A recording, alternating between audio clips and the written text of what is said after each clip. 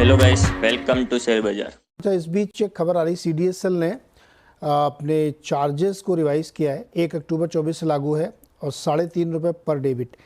ये ध्यान रखना चाहिए कि सेबी ने ये सब चीज़ें कही थी, इसलिए 1 अक्टूबर से सारी कंपनियां, ये सारे एक्सचेंजेस, ये सारी डिपॉजिटरी अपने टैरिफ प्लान को रिव्यू कर रही हैं और यूनिफॉर्मिटी उसमें ला रही हैं। अभी ₹3.5 पर डेबिट ट्रांजैक्शन टैरिफ इन्होंने अनाउंस कर दिया है।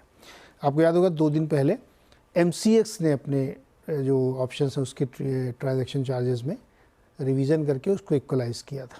तो ये उसी दिशा में है, क्योंकि 1 अक्टूबर से सब लागू होने हैं। अगला सवाल अविनाश का इंदौर से हमारे साथ जुड़ रहे हैं। अविनाश जी नमस्कार, सवाल पूछिए। हाँ, गुड मॉर्निंग सर। गुड मैं मॉर्निंग। सीएनबीसी का रेगुलर कस्टमर हूँ। मेरा सवाल जी। ये है कि मैं कोचिन शिपयार्ड के 36 शेयर, एवरेज उसका है 1895 रुपए का लेके रखे हैं। आज मेरा लगभग 6700 रुपए के करीब मेरा नुकसान हो रहा है। तो इस ट्रेड में बने रहना चाहिए या एवरेज करने के लिए और शेयर बाय करना चाहिए? राजेश जी, 2 सवाल हैं।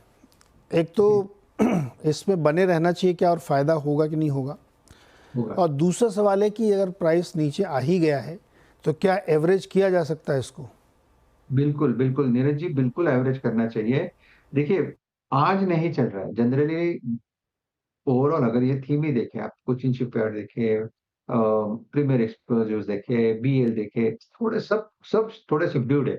और वो सबड्यूड होना भी अच्छी बात है। मेरे हिसाब से ये तैयारी हो रही है एक नई रैली के लिए, लेकिन फिलहाल तो ये करेक्शन में है। तो देखिए, व्यू थोड़ा सा कॉन्ट्रा है। मेरे हिसाब से ये जो 1600 का लेवल है इसके लिए इंपॉर्टेंट है। मुझे लगता है लास्ट वीक टाइम भी हमारी बात हुई थी, किसी गेस्ट का एक इंटरेस्ट था इसमें भी। तो देखिए, 1600 के नीचे नहीं जाएगा। 1600 इसका 200 डीएमए का लेवल है। तो ऊपरी लेवल से 3000 से जब ये टूट के 1600 हो जाता है, दैट इज रफली अबाउट 50% करेक्शन। तो उसके बाद ये टूटता नहीं है, तो उसके बाद ये रिएक्ट होता है। तो मेरे हिसाब से ये रिएक्ट होने का टाइम है। अगर किसी को ऐड करना है तो 1600 के आसपास थोड़ा थोड़ा करके आप ऐड करिए। मेरे हिसाब से करंट लेवल से जो डाइवर्जेंस बनता है उसका प्रोजेक्टेड टारगेट कम से कम 2200 से 2400 होगा। तो for me it's a buying opportunity, लेकिन buy on dip a safer strategy. Buy on dip not drip की स्ट्रेटजी होनी चाहिए, और उसको होल्ड करके चलिए। यहाँ पे एक और सवाल लेते हैं।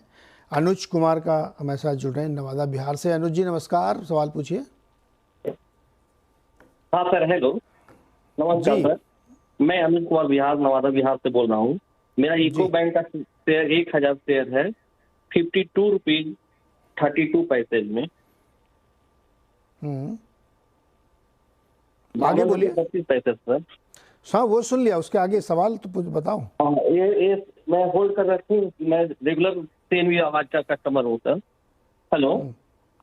जी जी, आप अपनी बात कंप्लीट करिए, मुझे सुनाई दे रहा है। हाँ सर, मैं इसका क्या करूँ, यूको बैंक का? ओके, ठीक है। क्या करें, ये है ब्रॉड क्वेश्चन। यूको बैंक का क्या करें भाई? 49 रुपये पे चल रहा है, 52-32 पे ख़रीदा है 1000 क्वांटिटी, तो पैसे तो लगा दिए इन्होंने, 3 रुपये नीचे है। अब इनकी तरफ से 2 क्वेश्चन मैं बना देता हूँ राजेश जी। पहला तो क्या करें, होल्ड करें कि नहीं। दूसरा, किस लेवल पे प्रॉफिट बुक करें या किस लेवल पे स्टॉप लॉस लगाएं।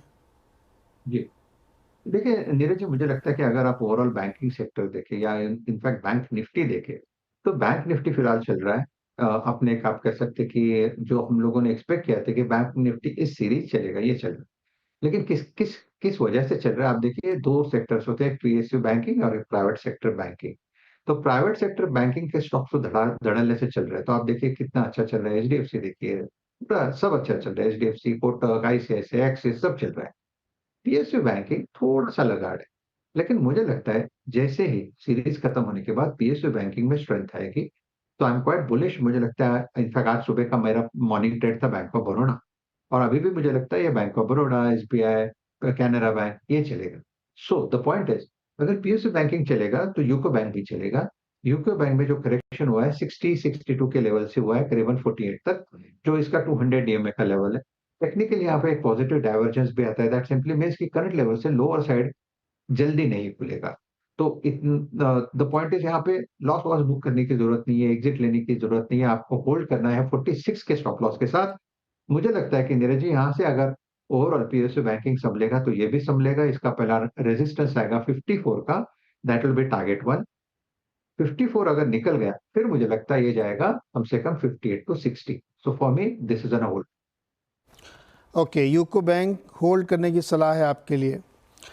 पटना चलते हैं रवि प्रकाश के पास। बताइए रवि, क्या सवाल है? अच्छा, रवि जी का कॉल कट गया है, तो दूसरा सवाल लेते हैं प्रवीर का, अगरतला त्रिपुरा से। प्रवीर जी,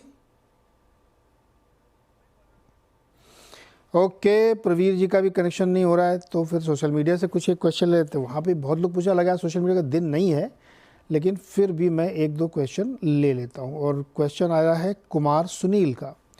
300 शेयर इन्होंने JSW एनर्जी के लिए है, 67 रुपये की, 1 टू होल्ड फॉर 3 years। 67 रुपये कब था भाई? जरा देखिए भाई JSW एनर्जी, राजेश जी। हाँ जी, वही चेक कर रहा हूँ।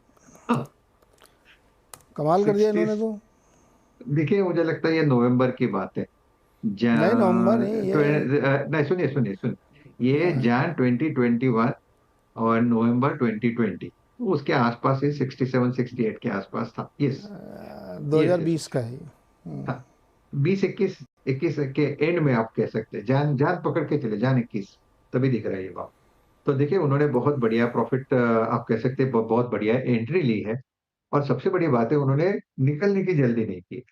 तो मुझे लगता है कि जब आपको कोई काउंटर अगर आपको जिस तरह से प्रॉफिट दे रहा है, उसमें बने रहने में कोई दिक्कत नहीं है। इनफैक्ट मुझे लगता है JSW एनर्जी का चार्ट जो है, इसका monthly chart, weekly chart, monthly और इवर आप कह सकते हैं कि डेली चार्ट, तीनों चार्ट ये सजेस्ट करता है कि ये काउंटर क्लियर कट होल्ड है, फिलहाल आप बने रहे।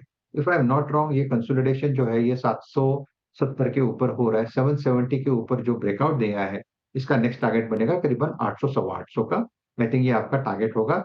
अगर 800 सवा 800 पे भी निकलना है तो एक बार हमें फोन करिए, हम यहीं पे बैठे हैं, लेकिन फिलहाल इससे होल्ड, स्टॉप लॉस होगा 740 का। तो JSW एनर्जी होल्ड करिए। पावर सेक्टर में बहुत अच्छी डिमांड है। ये एक सेक्टर है जहाँ पे बिजली की मांग बढ़ती जा रही है दुनिया भर में। एक अंदाज़ा बताता हूँ आपको, बिजली डिमांड कितनी बढ़ रही है। जो बड़े डेटा सेंटर्स हैं ना, उसमें बहुत बिजली खपत होती है और उनको उसी से नापा जाता है कि कितना बड़ा डेटा सेंटर मेगावाट के हिसाब से।